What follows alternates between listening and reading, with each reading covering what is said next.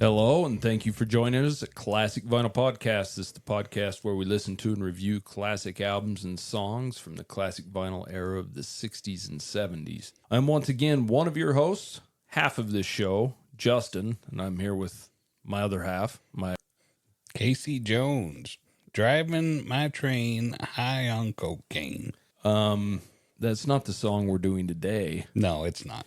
but it seems to me you don't want to talk about it. Seems to me you just turn your pretty head and walk away. Yeah, I might if you keep trying to drag us into the Grateful Dead today. That's for another show. Oh, that's not Eric Clapton, is it? No. It's all right. No, that's the fingerless Jerry Garcia, but we'll talk about that at another time. Yeah. So today we're going to do James Gang and one of their songs, one of their hit songs. They really only had a couple of them. They weren't together very long, but Walk Away. We actually did Funk 49 on an earlier episode, so if you're into the James Gang or want to know a little more about them, go check it out. But especially if you like funk. Funky rock. That was funky rock. Yeah, that's what's kind of cool about it, is because I really am not into funk music much, but this is, I would consider James Gang, or at least let's say Funk 49 and Walk Away, I would consider them funk heavy rock, but good stuff. Let me give you a little history on James Gang. They're an American rock and roll band formed in Cleveland, Ohio, way back in 1966. And like I stated, they've been explained as hard rock, blues rock, funk hard rock, whatever you want to call them. Good music, in my opinion.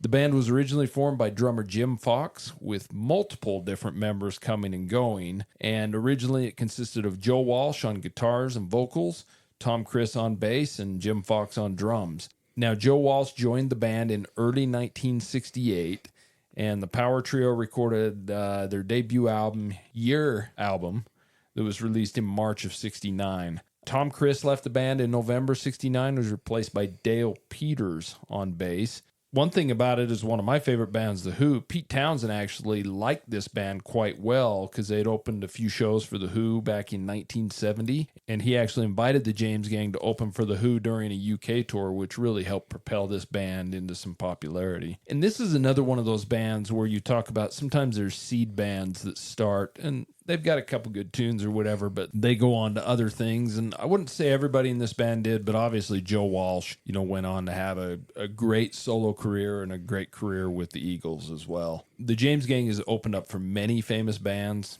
The Who, like I spoke earlier, Grand Funk Railroad, The Kinks, Three Dog Night, and even Led Zeppelin, which all that helped their exposure greatly. Joe Walsh left the band at the end of 1971, basically due to the pressure of doing most of the writing, singing, guitar playing, everything. It was just too much pressure for him, so he decided he'd go be solo and do it all himself anyways. I'm not quite sure there, but Yeah, this song really fits his personality.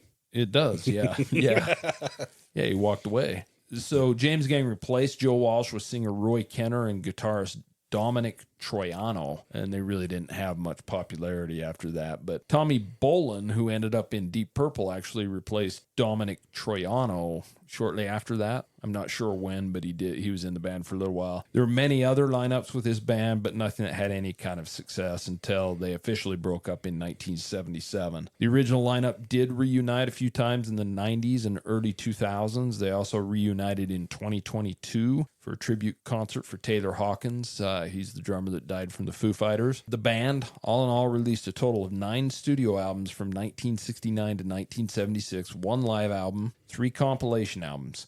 Their top album in the U.S. was their second album called James Gang Rides Again, which hit number 20 in the U.S., and it also hit number 13 in Canada. They released a total of 16 singles in that time, 69 to 76, with Walk Away, this song we're doing today, being their top hit in the U.S., charting at number 51 is all. Funk number 49 was their top hit anywhere in Canada, charting at number 26. This is not one of the largest bands of all time by any means, but they have some really decent music, and it's worth checking out. They have about 3 million in album sales worldwide, all in all, which isn't too bad, because I think Funk 49 and Walk Away, I think if you listen to any kind of classic rock radio, you've heard them, but I think most people wouldn't have a clue who James Gang is. No. So do you want to get to the song review? Yeah. And now it's time for the song review. So, of course, today we're doing James Gang and Walk Away. Tyler, before we get into this, what is your history with this song? I have extensive history with this song, and yet I do not know this song by the name Walk Away. And yet that is definitely the name of the song. It is a predominant phrase repeated in this song. Did you know the song by the band name? Would you ever been No. able to name any song by the James Gang? No, I wouldn't even be able to name Funk 49. Did you know Joe Walsh? No, I thought that Joe Walsh's son got kidnapped and murdered, and then he started America's Most Wanted. I think that's his little brother John. that's a different Walsh altogether. Yeah. But, Okay. So let me give you a little history about the song Walk Away. So this one was written and sang by Joe Walsh. You got Joe Walsh on guitars and vocals, obviously, and on the album he is also credited, along with guitars and vocals, as Trainwreck. And that's referring to the distorted, cascading lead guitars that fade out at the end of the song, which are pretty cool. Yeah. You've got Dale Peters on bass and Jim Fox on drums. This single was released on April 1st of 1971 with a B-side called Ya Dig. We should have listened to that, but we didn't. This is the first single off of their third studio album titled Thirds. That's original. So this was recorded at the Record Plant in Los Angeles and the Hit Factory in New York City. I did a little research and I couldn't figure out. That's where they did the whole album Thirds. So I'm not sure exactly where this song was recorded at, one or the other, but one of those two. So the song was produced by the James Gang themselves and Bill Szymczyk. And Bill Szymczyk has produced a lot of famous musicians, B.B. King, Joe Walsh, obviously, the Eagles, Jay Giles Band, many, many others. So this song, like I stated earlier, reached number 51 in the US charts, but the Canadians liked this one a little bit better. It did reach number 31 in Canada, as they liked Funk 49 a little better as well. Yes, they did. Reached, I think I said, number 26. So Canadians like the James Gang. This is the band's highest charting song here in the US. The Thirds album did chart at number 27 in the U.S. and was certified gold by the RIAA. Now, the song is basically about a man. He's the one that wants to talk about feelings, right? That's what's kind of strange about this song if you listen to the lyrics. And he wants to talk about his feelings and where the relationship is going, and she just wants to turn her pretty head and walk away. Well, yeah, wham, bam, thank you, sir. Yeah, and I'm wondering, okay, is that really what this is about? Is he singing it from his perspective, someone else's perspective? And because I had written on here, because that's how men are. They really look deep into their feelings and thoughts, right? They won't shut up about the relationships. And so it makes me kind of wonder, is Joe Walsh the kind of guy that really was that introspective about love and relationships, or is this from a different perspective, or who knows? I know. I just really need someone to understand me and understand my feelings, hear my opinions, and validate me as a person. I have heard that Joe Walsh was an amazing guy. I know he was dating Stevie Nicks, and Stevie Nicks said that was one of the hardest breakups she ever had, and he was an amazing person. And that's because he likes to be the girl. I don't know. He has feelings. Yeah. Let's put it that way. But Joe Walsh actually covered this song again in 1976, live off of his You Can't Argue with a Sick Mind album. We listened to that version as well, which is actually quite a bit different. Yeah, it is. I was surprised. Yeah. That cover of his own song, I should say, made it to 105 on the Billboard charts. After listening to James Gang Walk Away, now you know that's the name of the song, the name of the band, and a few details. What were your thoughts on this song? Has the same opening as Casey Jones. No, not at all. No, it's quite a bit different. Yeah, it's quite a bit different. Although it does have a heavy guitar and it's got some of that funk to it. Then the drums join in and the bass. After the whole band gets going, then the lyrics start. And he's got a really good voice. It was mixed very well. Listening to his solo cover of this later, it was a live version and it just didn't sound nearly as clean or refined. Although the band sounded amazing for a live version, the vocals just seemed not as polished or well mixed. Which makes sense when he's playing the guitar and singing, and it did seem quite a bit sped up compared to this version. True. This song, it's got a very jaunty, happy-go-lucky kind of sounding tune. Really belies the lyrics and the message of this song, that he does want to sit and talk and, have it out about his feelings, and she just isn't having it. She wants to turn her pretty head and walk away. That makes him sad. She doesn't want to hear it. She doesn't want to talk about it. It was a decent song. It's a song that is very much, one word would be album filler, but I haven't listened to the rest of the songs on the album, so I'm not sure about that. But this is very much like a time filler on classic rock radio. And it gets played on classic rock radio, but the James Gang is one of those bands that seems to be lost to history and forgotten, even though very iconic, very good band, and I really like this funk rock and roll. So what are your thoughts about the James Gang's Walk Away?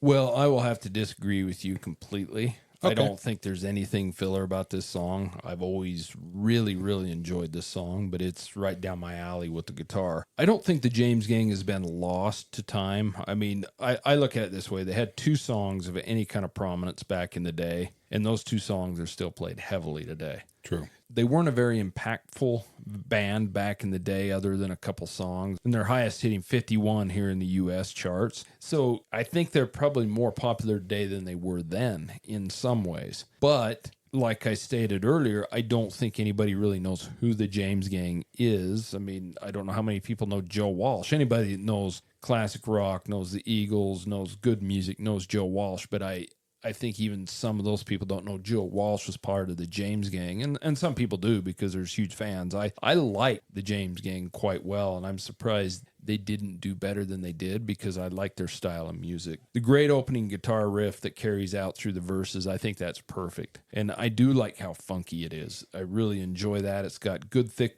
bass. It's got good thick bass in the songs. The drumming's great. Joe Walsh isn't somebody I would call a champion of vocals, but his vocal fits perfect in this song. It really does. I think it just fits great. Seems like when he gets into later years and he does some singing on his solo stuff and some of the Eagles stuff, his voice is a little more nasally and whiny, but it sounds better in this to me. It's just a really heavy, thick song. It's got a really decent guitar solo in the middle, and it's got that breakdown where he starts singing "Seems to Me," and the drums and the bass, I really like how they play out during that breakdown. Going to those cascading, distorted guitars that he plays on the end, I don't know if I think he's probably overdubbed 2 or 3 guitars. Probably that's how he did it, right? Yeah, and it sounds amazing. I think it's great. I don't like the fade out. I wish they could have changed that a little bit different and carried him out. Yeah, the guitars at the end is one of my favorite parts of this song, and I've always really enjoyed the James Gang. And a couple of their albums are pretty good because you can throw them on, and it's something different that you just don't hear every day. For sure. Yeah. So do you want to get the song rating? Yeah, let's rate it. Song rating. Okay, if this is your first episode, our rating system is pretty basic. I'll explain it. It's 0 to 10, 0 being horrible and 10 being awesome. I put this one ahead of mediocre. I put this one at a 6. And I probably should bump it up because it's a better song than I'm giving it credit for. Really is. Don't you always say that, though? I think anyone listening to this podcast knows you always say your rating and then you say it probably should be higher than that. Yeah. You give in to peer pressure too much, so I think you need to quit apologizing. I'm not apologizing. Well, I am qualifying it. That's an apology enough. Okay. Yeah, you're qualifying. I put it at 6. I like this song, but not that much. Fair enough. Where do you put this one, Justin? I put this song at an 8.5. I really enjoy this song. It's right down my alley with the guitars, the thick bass. It's perfect for me. That's more fair than the rating I gave it because really, I love that train wreck, and I forgot to mention that in my review of it. I'm glad you mentioned it because that train wreck of guitars it's beautiful rock and roll. Yeah, it's just a good straight ahead rock and roll song, and I like most of what Joe Walsh does. Yeah, I like. I'm not the biggest Eagles fan in the world, but the stuff that he's on and that he takes lead guitar on, I think shine over the rest of it. for sure. So that is the James Gang and Walk Away. And like always, if you have any questions, comments, suggestions, songs, albums you'd like us to review, please send them to classicvinylpodcast@gmail.com. We do really appreciate you listening. So until next time, we'll see you later. See ya. Thank you so much for listening to Classic Vinyl Podcast. And don't forget to subscribe on Spotify or Apple Podcast or wherever you listen to your podcasts. Follow us on Instagram at Classic Vinyl Podcast for updates and also share us with your music-loving friends.